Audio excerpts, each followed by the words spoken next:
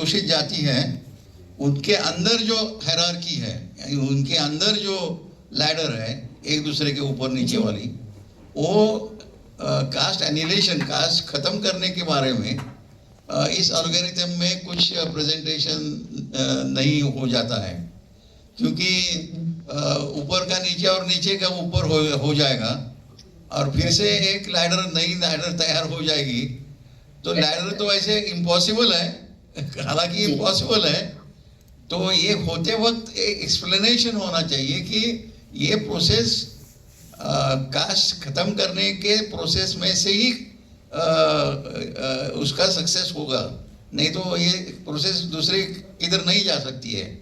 तो इसका उत्तर जो है, तो इसके साथ साथ उल्टा ट्रायंगल करने के साथ साथ उनके बीच की जो हायरार्की है, शोषित जातियों के अंदर की जो हायरार्की है, वो खत्म करना जो है उसका भी जिक्र किधर तो होना चाहिए। धन्यवाद इस प्रश्न का, क्योंकि यदि हम ट्रायंगल को, ये जो ट्रायंगल था, त्रिभुज था, उसी की कल्पना बनाए रखना तो जाति और जातियों के ये को मेंटेन करने वाली बात हो गई। और इसलिए सबसे आइडियल जो कि जब भी सारी चीजें, हमारे संविधान ही हमारे देश के का कानून बन जाता है पूरी तरह से, और उसी के अनुसार सब कुछ चल रहा है, सभी व्यवस्था चल रही है, तब तो वो केवल एक क्या बोलूं मैं, ये की तरह होना चाहिए, एक वर्टिकल रेक्टेंगल की तरह हो जाना चाहिए, जिसमें वर्टिकल या फिर हॉरिजॉन्टल भी, जिसमें केवल जैसे बार ग्राफ में बोलते हैं ना कि मेन है और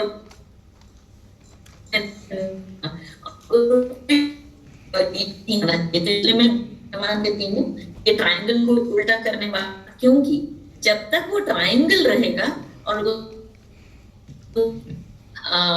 उसमें वो सेक्शंस रहेंगे,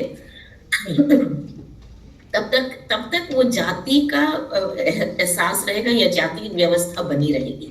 और इसलिए बल्कि ये पूरे ट्रायंगल को डिमोलिश करके केवल एक ही वो वर्टिकल या हॉरिजॉन्टल ये बार ग्राफ की तरह बन जाए, है ना, कि और ट्रायंगल को ना रहे। तो मैं इस प्रश्न के लिए बहुत धन्यवाद देना चाहती हूँ जिन्होंने भी ये प्रश्न रखा। इसके लिए मेरे ख्याल से जितने भी हमारे जितने भी जन आंदोलन होते हैं और उसमें जितनी ज्यादा भागीदारी होती है, और शिक्षित और अशिक्षा तो इसलिए है ना कि शिक्षा उन तक क्वालिटी शिक्षा नहीं, पर मुझे आशा है कि महाराष्ट्र में की स्थिति मेरे झारखंड की स्थिति से काफी अच्छी होगी। और इसलिए, परंतु झारखंड जैसे या कश्मीर सोच लें, या फिर जैसे यदि हम सभी को थोड़ा बहुत, अभी आप लोग महाराष्ट्र तो बहुत नजदीक हैं, तो इससे केरल और तमिलनाडु और कर्नाटका का एक ऐसा हिस्सा है, पहाड़, बहुत ही ऊंची पहाड़ियां हैं जो वायनाड, नीलगिरी ये बोलते हैं ना। तो उन क्षेत्रों में शिक्षा बिल्कुल ही वहां पहुंचाना बहुत मुश्किल है, और इसलिए सरकार तो हाथ उठा दे सकती है, पर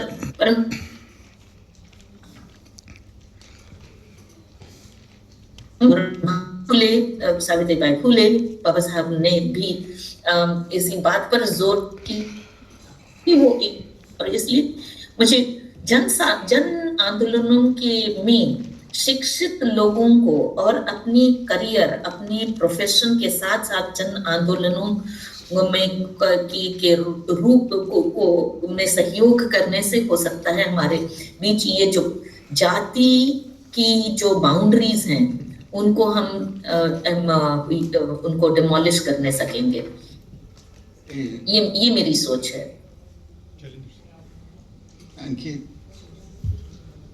और एक सवाल डॉक्टर, इस सभी पुरुष और स्त्री ये सभी इन शोषित जातियों में हैं और सभी पुरुष स्त्रियों के ऊपर शोषण करते हैं, स्त्रियों का शोषण करते हैं। तो वो अलग इक्वालिटी का एस्पेक्ट भी इस ऑर्गेनिज्म में आना चाहिए।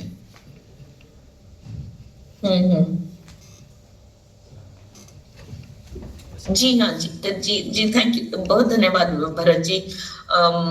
डॉक्टर साहब, मेरे ख्याल से हर समाज में पेट्रियार्की को या पुरुष सत्ता को कुछ ना कुछ इतिहास है, जिसमें ये हो सकता है कि उनका पौरुष के कारण नहीं, परंतु जैसे मैं सोचती हूँ आदिवासी समाज में विशेष करके कि भूमि के संरक्षण, सबसे पहला तो भूमि के संरक्षण की बात थी। जैसे हमारे आदिवासी समाज में भूमि कोई और हमारे अभी भी आदिवासी वैल्यूज के तहत या कस्टमरी वैल्यूज के तहत हम जमीन को ये नहीं हो सकते, ओनर नहीं हो सकते, है ना। परंतु जब ये सब कॉलोनियल व्यवस्था रही कि जमीन को या भूमि को स्टेट ने ले लिया, स्टेट की ओनरशिप हो गई, तो ये मेरा मानना है कि भूमि या जमीन की ओनरशिप से का एक इतिहास रहा किसी समाजों में पितृसत्ता के लिए। और इसीलिए यदि हर समाज में पितृसत्ता के इतिहास को यदि हम समझने सकेंगे तो उसको अंडू करने में भी हमें थोड़ी आसानी हुई, क्योंकि केवल औरतें या महिलाएं पुरुष की बराबरी करने के लिए ये पुरुष की बराबरी करने के लिए वो जो भी करें, उससे पितृसत्ता का जो एक विकृत रूप है उसको उससे हम उबर नहीं सकते, ये मेरी सोच है। परंतु यहाँ बराबरी का इक्वालिटी की बात नहीं है, परंतु एक दूसरे को सहयोग की बात। मैं उस फेमिनिस्ट लाइन से आती हूँ कि this is not a competition और एक दूसरे को नीचा दिखाने की बात नहीं है। बट अगर हम पितृसत्ता के इतिहास, हर समाज में या हर रीजन में पितृसत्ता का यदि इतिहास, जैसे मैंने कहा आदिवासी समाजों के लिए एक तो जमीन को ओन करना ही बहुत ही मुश्किल काम था, क्योंकि ये हमारे स्पिरिचुअल वैल्यूज के ही अगेंस्ट है कि जमीन को कोई ओन करता है। और परंतु वो करना पड़ा, क्योंकि नहीं तो सब कुछ सरकार के हाथ में चला जाता। और फिर अब ये हो गया है कि जमीन का कस्टोडियन होने का भार मर्दों के पास रह गया, क्योंकि औरतें शादी होकर अपने ससुराल चली जाती हैं।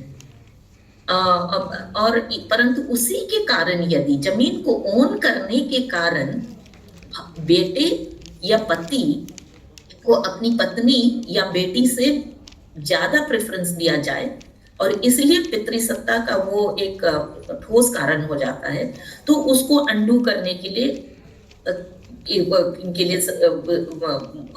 सुलझाना पड़ेगा उसको, और पितृसत्ता को दूसरे तरीकों से देखना होगा। अभी हमारे समाज एक दूसरे से इतना ज्यादा मिलते हैं, और जैसे कल्चर बहुत अडेप्टिव है, तो और हम सभी जानते हैं कि गलत आदतें बहुत आसानी से हम सीख जाते हैं, बच्चों को भी हम देखते हैं, और अच्छी आदतें सीखने में बहुत समय लगता है।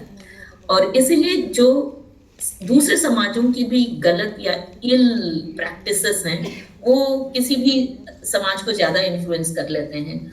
और इसलिए मैं सोचती हूँ इन बातों को बैठकर शिक्षा एक साधन है कि हम सभी समझदारी पर आ सकें, परंतु कंपटीशन और राइवलरी के पॉइंट ऑफ व्यू से नहीं, परंतु समाज को प्रोपेल करने के अगर ऑब्जेक्टिव से करें, तो मुझे लगता है हम पेट्रियार्की, पितृसत्ता और मर्दों का या पतियों का अपने फैमिली में वो डोमेस्टिक वायलेंस की ये बातों को हम थोड़ा मिनिमाइज करने के लिए आगे बढ़ सकते हैं। ये पटेंगर जी, ये मेरी सोच है थोड़ी, तो आशा है कि इस पर भी ध्यान दिया जा सकता है। मंचावर आपका आभार. संभाजी दादा करे 2 मिनिट. हेलो भाई, जी जी जी. आपने जो अपना व्यस्तता को देख के और उसमें भी अपने बहुत अच्छे तरह से हमको आके ये जो आपका जो वक्तव्य दे दिया. हमारी हिंदी तो बहुत खतरनाक है लेकिन आपने जो टाइम निकाला इसके लिए तो बहुत शुक्रगुजार हूँ. दूसरी चीज़ है कि आप पेपर के फॉर्म में अगर हो सके तो भेज देना, क्योंकि आगे आने वाले टाइम में भी हम बहुत अच्छे तरह से ये शिविर अलग अलग एरियाज में we are going to organise शिविर्स in different part of Maharashtra. So that time we may call you, you can come directly. These technical things are very difficult to approach. So North Maharashtra and Western Maharashtra we are organizing shivirs. So I will contact you. You please send us a paper. We'll read this for our people. Thank you very much. Jai Bhim. जय जवान. जय भीम. जय जय.